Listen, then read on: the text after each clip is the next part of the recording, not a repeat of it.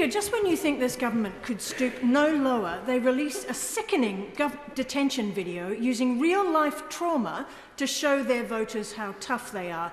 Who instructed the civil service to produce such a piece? Can we have an apology from the Home Office for their appalling misjudgment in electioneering with this footage, and a debate on whether the concept of electoral purdah still exists, and if so, who the heck regulates it?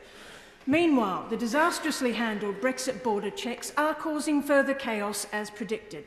The leader may have seen the reports from the Sevington Inland Border Facility. Lorries with perishable goods, the prospect of rotting food and flowers being binned, compromised biosecurity and, of course, crashed IT systems. Confusion, delay, additional crippling costs, otherwise known as Brexit. Now, I was in the House yesterday for the statement the Business and Trade Secretary hurriedly brought out, and she seemed to brush aside these failures to prepare as mere supply chain issues, preferring to brag about Brexit. The thing is, her figures rely on a growth in service exports, so city pals are doing very well.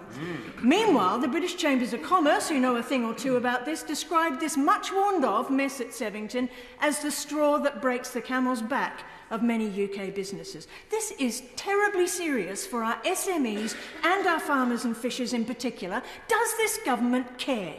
For the third time, Mr. Speaker, I ask the leader for an urgent debate specifically on this Tory trade tax so someone can be held responsible to this House for this cack-handed mess. Will she take it up? Now, it seems business questions have become nothing more than a venue for parading opinions. However, as Madam Deputy Speaker had to remind the Leader and Shadow Leader last week, business questions is about the business of this House. So can we leave the scripted opinions on Scotland and her government to one side for once and have a debate in this government's time focused on the unbelievable mess at Sevington and its impact on the wider supply chain? Or will she too just ignore this crisis of her own government's making, raise a laugh for her nervous backbenchers and opine on Scotland instead? A country about which she knows little and cares less. The House.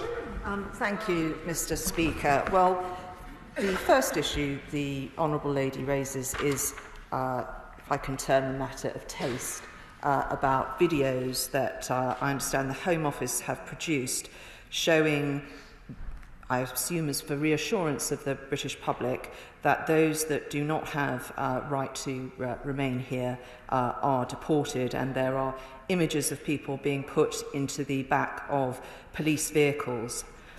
Scotland has produced quite a few similar videos, although the people being put into the back of police cars have been members of the SNP. But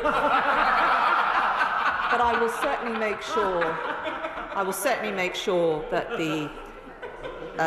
the Home Secretary has heard the Honourable Lady's concerns and that they are taken into account. The Honourable Lady asserts various things about the border operating model. Many of the things that she is pointing to are not true. The system has not gone down, or any of those other issues that I think her party have been reporting. There are some customers that are having issues, but those are being resolved. And I would really hope that the SNP will one day acknowledge the hard work of their business community, including those that are providing services and exporting services around the world. Yes, we are the largest net exporter of financial services, of insurance services, and many of those businesses are in the Honourable Lady's constituency and surrounding area. Edinburgh is the second largest financial centre in Europe, second only to the City of London. I think that is something to be immensely proud of. The work that we are doing, not just on trade deals, but on our memorandums of understanding, for example, with the United States at state level, means that it is easier for an accountant in her constituency to work on a project in the United States than it is for an accountant in the state next door. That is something to be celebrated and has led to us being the fourth largest exporter overall. I do hope that the Honourable Lady might reflect on that and consider it in her exchange with me next week.